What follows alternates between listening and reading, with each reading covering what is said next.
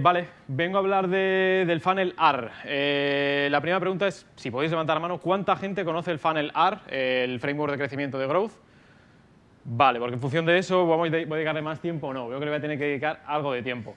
Vale, como os cuento, vengo a hablaros de que el funnel, el modelo, el framework clásico de trabajo de Growth Hacking está muerto, porque vengo a hablaros de algo más disruptivo, algo que realmente está funcionando bastante bien y que son los Growth Loops, ¿vale? Entonces, funnel está muerto, vamos a por los Growth Loops. No voy a tardar mucho en presentarme porque ya me ha presentado Óscar, así que sin más paso, bueno, trabajo en SmartBrand, donde tenemos la oportunidad de compartir historias y aprender historias de clientes de todo tipo y realmente pues es un viaje apasionante. Entonces, ¿qué vamos a ver hoy? Vamos a intentar ver, porque también os digo y os aviso de que vengo con 60 slides para 20 minutos y que voy a intentar cuadrarlo todo, así que más o menos esto espero que me sirva. Vamos a ver qué es R, una pequeña introducción, ¿para qué? ¿Por qué R no sirve? ¿Por qué el modelo, el framework que se estaba trabajando en Growth Hacking desde hace 8 años no es útil a día de hoy? ¿Qué son los Growth Loops? Es decir, cómo toman paso después de R, y algunos ejemplos y cómo diseñarlos y cómo medirlos. Bien, empezamos con el funnel de R clásico, ¿vale? El funnel que trabajamos en Growth típicamente tiene estas 5 etapas en las cuales tenemos adquisición, activación, retención y revenue, y referral, al final, ¿vale? No voy a perder mucho tiempo aquí porque aquí lo tenemos un poquito más detallado. Entonces, empezamos con adquisición.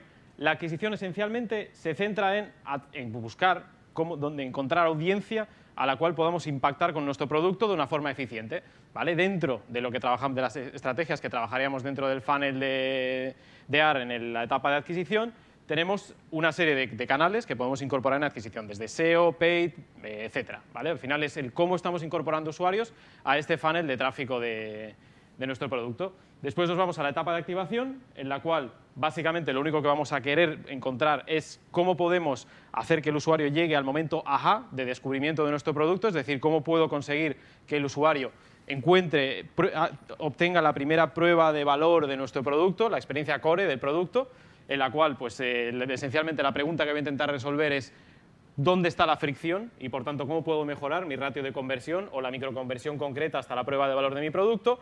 Después me voy a ir a la etapa de retención, para mí la etapa que más me apasiona de todo el growth, que es cómo puedo hacer que el usuario siga utilizando el producto y generar un hábito de consumo, un hábito de uso de mi producto. Aquí podemos ver grandes ejemplos como por ejemplo Candy Crush, que es realmente pues una de las empresas que trabajan de forma más disruptiva la retención. Y finalmente nos vamos a la última etapa de revenue, ¿vale? La etapa de revenue esencialmente es el cómo puedo optimizar los ingresos que estoy teniendo en mi compañía y cómo puedo mejorar los resultados que me está dando este mismo funnel, ¿vale? Volviendo rápidamente, este funnel lo instrumentamos con data y nos permite tener una visión en global de cómo estoy creciendo con mi producto, es decir, al final de cómo tengo una entrada de usuarios y cómo se me está devolviendo en un revenue y en una referral de usuarios constante, ¿vale? Vale, por aquí. Vale, entonces, la etapa final que me había dejado es las de estrategias de recomendación, Member Get Member. Aquí es donde buscamos el factor K de viralidad y basado en esta etapa es en la que surge el Growth Loop. El Growth Loop se basa esencialmente en que los usuarios nos puedan traer una nueva cohorte de usuarios. Entonces, este funnel tiene buena pinta. En general, si podemos instrumentarlo con data, si podemos tener un report que nos esté indicando cómo crece, cómo evoluciona el usuario a lo largo de este funnel, podemos tener una buena visión de qué significa el crecimiento para mi empresa, pero yo os digo que no. Yo os digo que esta visión es ineficiente, ¿vale? Y aquí es donde empezamos con los Growth Loops. Antes de empezar, una pregunta muy fácil es ¿qué significa que una empresa crezca? ¿Vale? O sea, ¿cómo respondemos a esta pregunta? Si preguntamos eso dentro de una empresa, lo que nos vamos a encontrar es que cada unidad, cada departamento va a tener una respuesta distinta. Si tú le preguntas a un SEO ¿por qué crece tu empresa?, él te va a decir, pues es gracias a mis landing pages, es gracias a que me está entrando tráfico al SEO, tú dependes del SEO.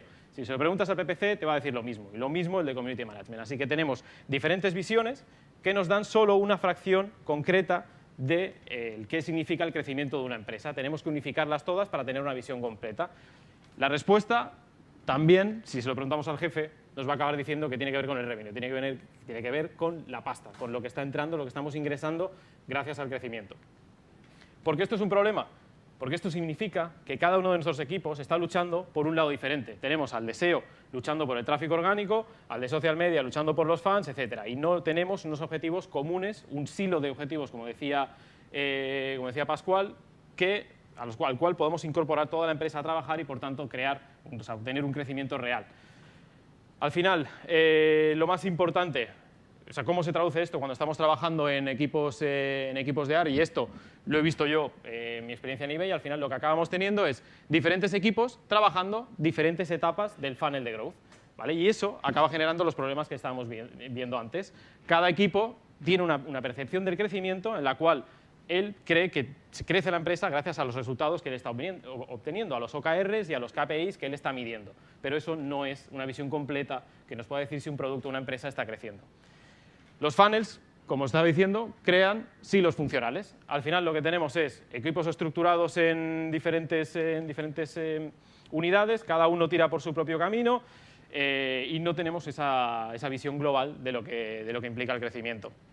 Después, al final, trabajando con funnels, la visión que podemos tener inicialmente, o sea, la visión que siempre vamos a acabar obteniendo es la de si meto más tráfico, como decía Fernando, si meto más usuarios en Tofu, voy a acabar obteniendo más revenue. Sin embargo, eso no es un crecimiento sostenible. Eso no significa que un producto esté creciendo de por sí, porque siempre voy a estar dependiendo de incorporar nuevos tráficos, más tráfico, captar más, etc. Al final, otro de los problemas que tiene trabajar con funnels es que, bueno, siempre vamos a estar pensando en crear una estrategia de producto primero y después obtener una estrategia de adquisición después. Esto es un problema que nos encontramos en todas las agencias. A ti te viene un cliente que tiene un producto concreto y tú tienes que trabajar con ese producto. Y eso normalmente es un problema, porque ese producto puede no estar pensado para el canal en el cual vas a estar trabajando. Esto es lo que se conoce como channel fit y significa, esencialmente, que lo que queremos es adaptar un producto a un canal concreto para que sea eficiente en ese canal. Entonces, si creamos el producto primero y nos encontramos con que tenemos que promoverlo después, esencialmente no tendremos esa conexión en la cual podremos estar haciendo crecer un producto por sí mismo, es decir, que consiga traccionar por sí mismo.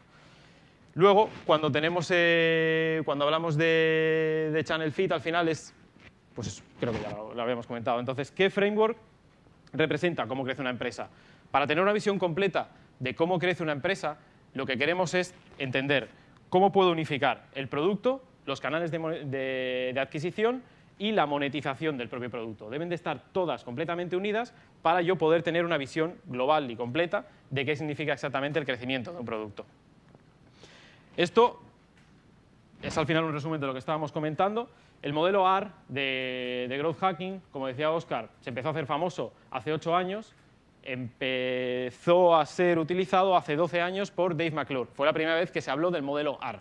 Entonces, han pasado 12 años, esa es una visión que en Internet pues tenemos que ir actualizando, ¿vale? Como os decía, ofrece una visión sesgada, no me explica bien por qué está creciendo un producto. El modelo AR me está diciendo, oye, mira, está creciendo un producto porque tengo más adquisición. Pues no necesariamente tiene por qué implicar eso exclusivamente que esté creciendo un producto.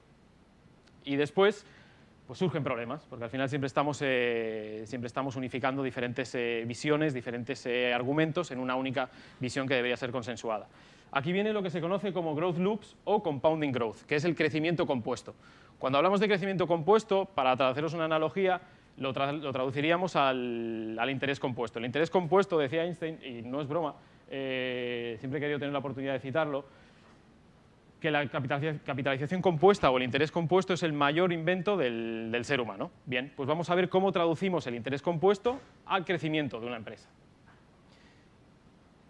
Los bucles o los loops son sistemas cerrados, ¿vale? Es un sistema cerrado donde tenemos un input que me va a generar un output y ese output me va a generar un nuevo input. Traducido, lo que quiere decir es que un usuario que yo consiga me va a conseguir más usuarios, ¿vale? Y trabajamos en la dirección en la cual cada acción que yo hago para obtener tráfico, nuevos usuarios en mi plataforma, tiene que revertirse en obtener más usuarios aún para mi plataforma.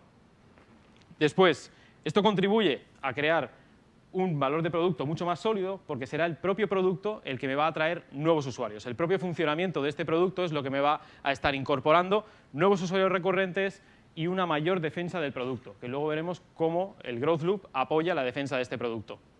Y además es mucho más eficiente. Obviamente conseguir 1000 usuarios y que estos 1000 usuarios se conviertan en 10 nuevos usuarios, es mucho más eficiente que no tener que estar pagando por cada uno de los usuarios que estamos incorporando.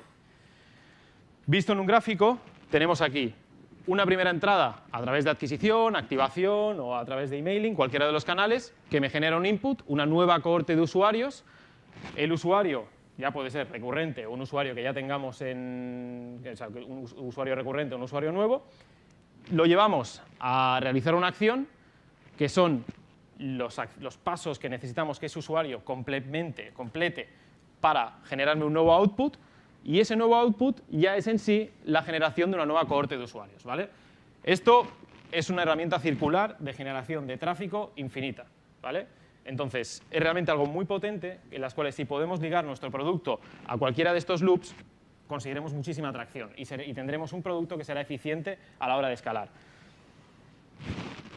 El crecimiento debe responder, o sea, un growth loop debe responder exactamente a cómo una cohorte de usuarios me va a generar una nueva cohorte de usuarios. Cuando trabajamos en growth loops, en growth hacking, como dentro de cualquier empresa, de cualquier producto, lo que buscamos es centrarnos en crear test que puedan llevar a este paso. Es decir, centramos todo el objetivo en crear metodologías o acciones que deban completar los usuarios para generar nuevos usuarios. No todos los growth loops son sostenibles. Normalmente, en una empresa de tamaño grande, en el caso de eBay, teníamos 2 loops de crecimiento, ¿vale? Es decir, normalmente vamos a acabar centrando un bucle de crecimiento en cada uno de los productos que tengamos diferenciados, pero no acabaremos teniendo más de 1 o 2 eficientes.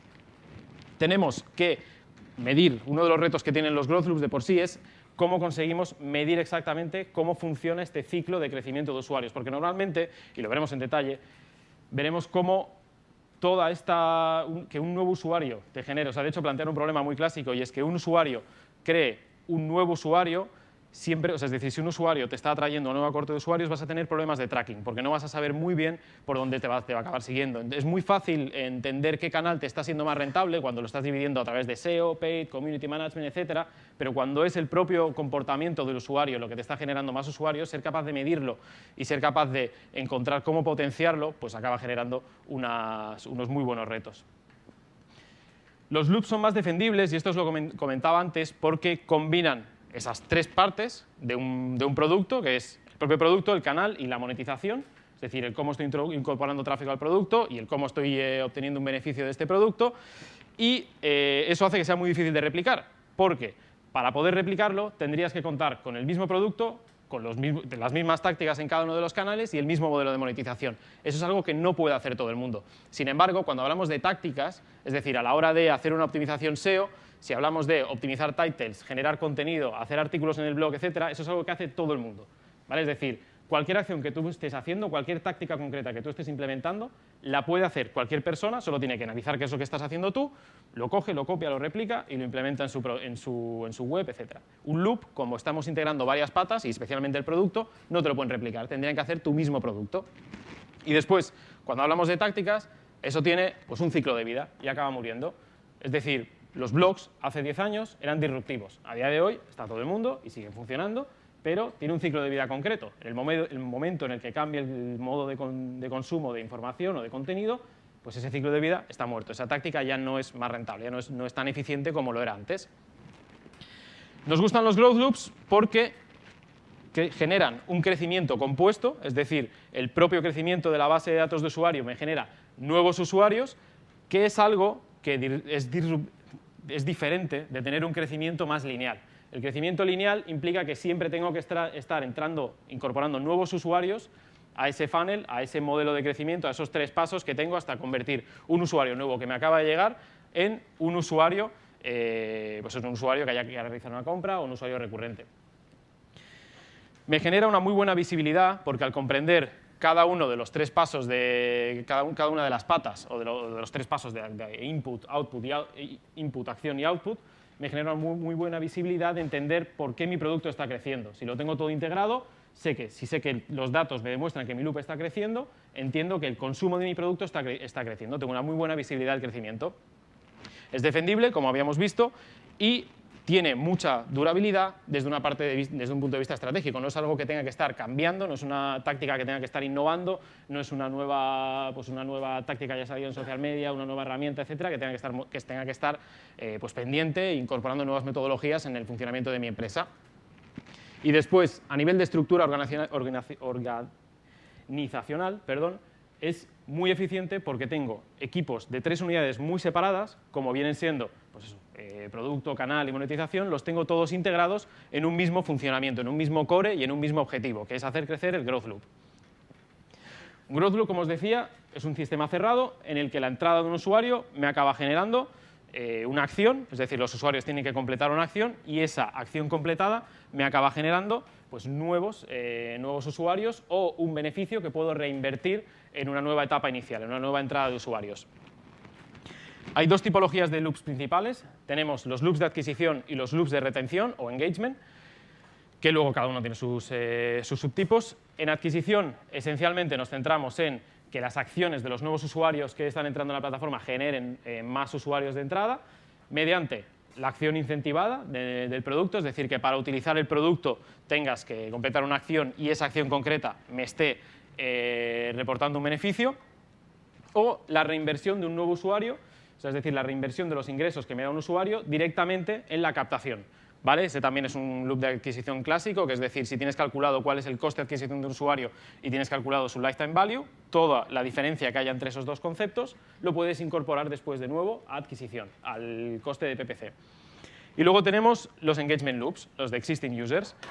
Estos, mediante el compromiso o la inversión de tiempo en nuestro producto, es decir, conforme van utilizando el producto, acaban implicando un mayor uso de la plataforma. Os pongo un ejemplo rápido, por ejemplo, Dropbox o Google Drive. Contra más utilizas Dropbox, más acabas utilizando Dropbox. Contra más tiempo inviertes en ese producto, más tiempo es más probable que esté retenido a ese producto. Aquí principalmente trabajamos los triggers de retención y experimentar con el core value de nuestro producto para ver cómo podemos hacer una entrega mayor, una entrega más temprana del valor de nuestro producto a los usuarios. Dentro de los acquisition loops, principalmente tenemos 4. El primero es viral loops, y esto es cuando pues esos nuevos usuarios refieren a otros nuevos usuarios mediante sharing, mediante invites, etcétera, a la plataforma. Aquí tenemos como ejemplo las campañas de member get member de tipo Airbnb, MyTaxi, Cabify, etcétera, en el cual tienes el típico cupón que puedes utilizar para referir a otro usuario, etcétera, y tú pues, tienes un beneficio que es esencialmente pues, más capital para poder utilizar la plataforma. Después tenemos los user generated content, que es, os pondré de ejemplos a Quora, Wikipedia o Pinterest o cualquier clasificados, cualquier site como Anuncios, etcétera, donde el hecho de que un usuario entre y utilice la plataforma genera nuevo contenido, que eso es indexado por Google o por motores de búsqueda, y eso es lo que te aporta nuevos usuarios. El ejemplo de Wikipedia. Wikipedia incorpora usuarios, los usuarios generan contenido y eso les atrae más tráfico mediante los motores de búsqueda de indexación. Tenemos después los paid loops, que habíamos comentado antes, en los cuales esencialmente lo que tengo que hacer es calcular el Customer Lifetime Value, es decir, cuánto beneficio me acaba generando a lo largo del tiempo un usuario nuevo incorporado en la plataforma y después el coste de adquisición de estos usuarios. La diferencia de esto es el beneficio que me da cada usuario, es lo que puedo invertir de nuevo para obtener nuevos usuarios. Aquí, este es un clásico ejemplo de lo que se implementa en la mayoría de e-commerce. En e-commerce siempre acabas tirando por este growth loop porque es realmente el más sencillo de implementar. Y sales loops, lo mismo en acciones de ventas, acciones de marketing de ventas, no tanto ya en acciones de digital. Comentarios. Cuando hablamos de bucles de adquisición, yo siempre recomiendo tener varios, al menos uno en cada uno de los canales. El hecho de por qué tenemos que tener dos loops de adquisición en diferentes canales es porque no podemos depender únicamente de un canal como SEO o como Google, que el día de mañana nos actualizan el algoritmo y sencillamente pierdo todo el tráfico, con lo cual pues, mi loop ya está muerto. Y después intento siempre incorporar loops en medios orgánicos o owned media, es decir, canales que tengamos de marca propios y que podamos utilizar y que podamos explotar para poder obtener nuevos usuarios. O sea, el owned media acaba siendo bastante más fuerte, más sólido que el orgánico depende de acciones como Google, de externos como Google. En cuanto a engagement-based, loops de retención, Tenemos el utility based, que es el que os comentaba de, por ejemplo, el uso de Dropbox o Google Drive, el compromiso de un usuario, cómo está utilizando, qué tiempo invierte en la plataforma, acaba llevando a que pues, invierta más tiempo después. Después tenemos network based, que es el clásico que utilizan todas las redes sociales, en el cual pues, los usuarios, mediante la interacción entre ellos mismos, nos van generando más contenido y acaban generando pues eso, nuevas expectativas de consumo de contenido en base a lo que están utilizando otros usuarios dentro de la plataforma. Comentarios sobre engagement loops. Es muy similar, o sea, de hecho, la forma de trabajar los engagement loops es similar a lo que se conocen, a lo que se analiza el modelo Hooked. El modelo Hooked es yo creo que es de los mejores libros que hay que tratan sobre la retención. Ojo que es un libro y estamos hablando de marketing digital, pero realmente es una muy buena Biblia sobre el cómo crear modelos que nos generen una adherencia a nuestro producto y cómo generar hábitos de consumo en producto.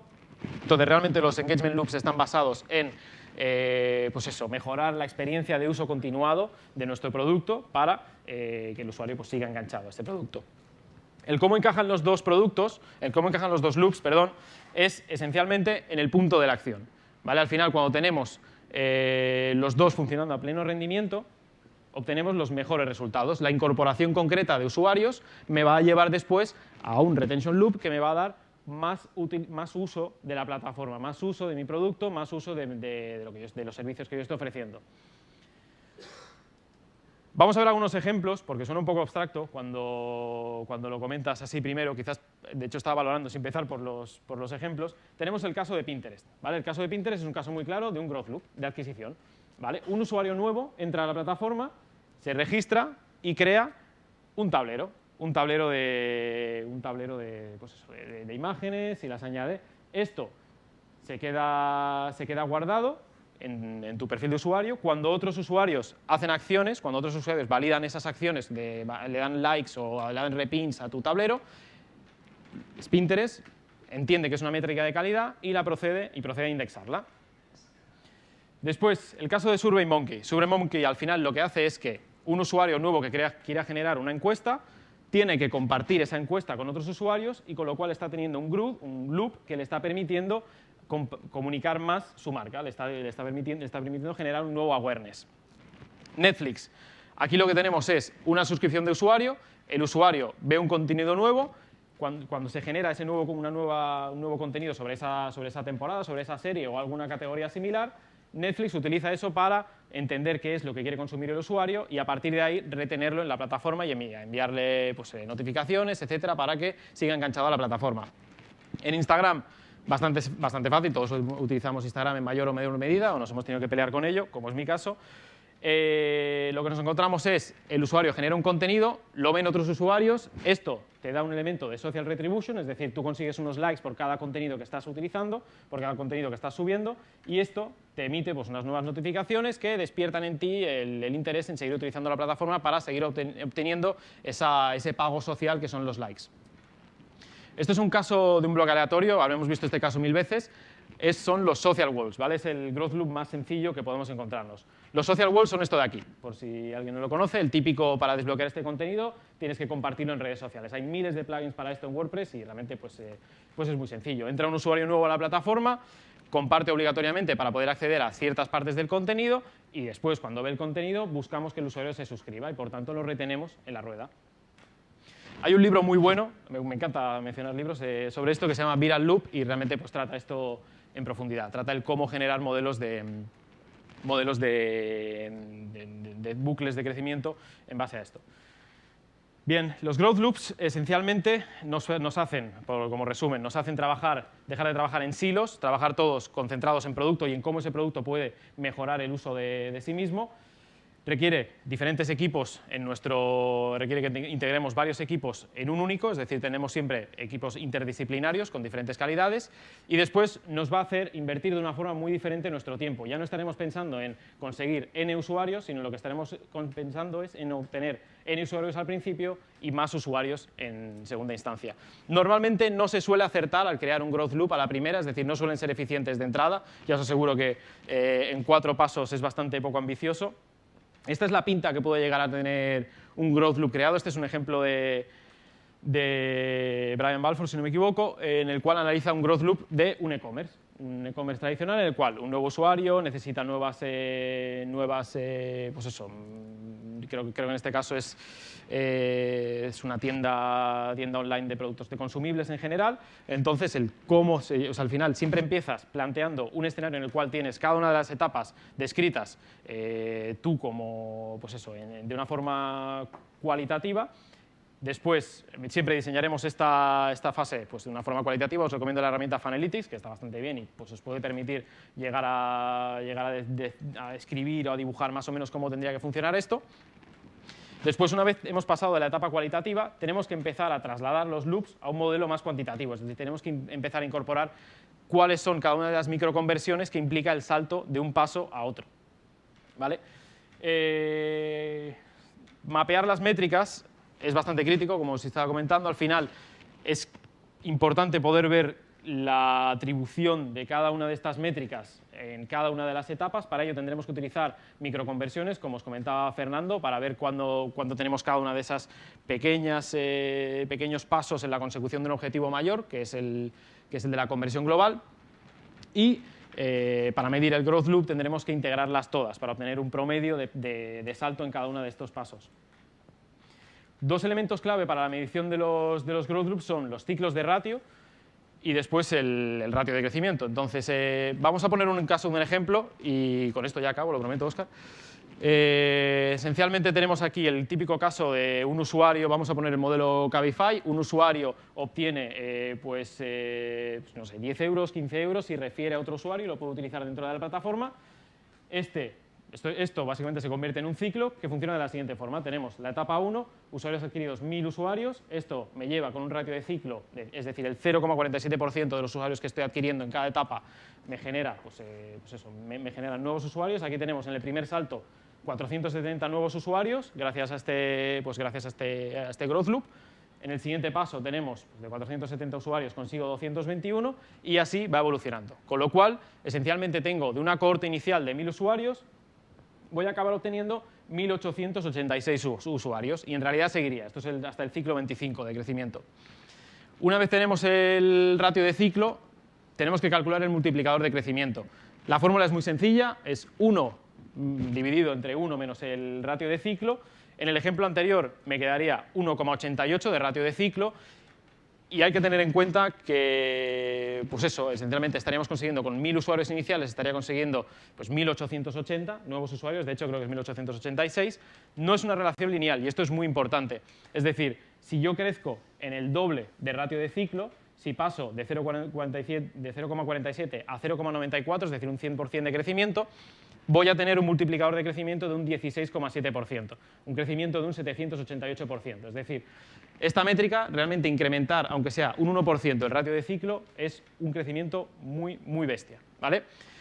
Los bucles de crecimiento son el santo grial de los productos grandes. Realmente, por ejemplo, el trabajo en eBay que llevábamos a cabo estaba muy, muy orientado, muy centrado en conseguir implementar growth loops, en conseguir que nuevos usuarios nos atrayeran nuevos usuarios, que el propio uso de la plataforma incorporara nuevos usuarios y conseguir un ratio de crecimiento, un ratio de ciclo de un 0,5%, lo que implica es que si yo consigo 1000 nuevos usuarios, voy a acabar obteniendo 1000, bueno, de hecho 2000 usuarios, voy a acabar teniendo más usuarios en general de lo que estaré incorporando, es decir, será infinito al final el número de usuarios que incorporaré.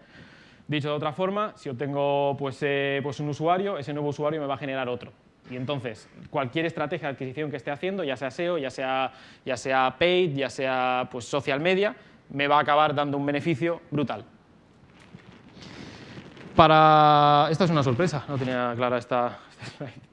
Los loops en general se fortalecen a través de la prueba de core value del producto, es decir, contra más estás probando el producto, contra más estás conociendo el producto, pues más implica a que tengas más oportunidad de generar nuevos inputs de usuarios. En los loops de adquisición pagada tenemos que asegurar siempre que el coste de adquisición sea menor que el lifetime value. Y después, los loops de retención, al aumentar el valor que generamos en los usuarios, incrementan el uso de nuestro producto. Son básicamente las 3 claves que tenemos en cuenta para diseñar los Growth Loops. Tenéis más información sobre los Growth Loops aquí, os dejo pues, algunos enlaces. Después había muchísimo contenido en los slides, estarán colgados, los podéis descargar y revisar con más calma. Muchas gracias a todos y gracias por venir.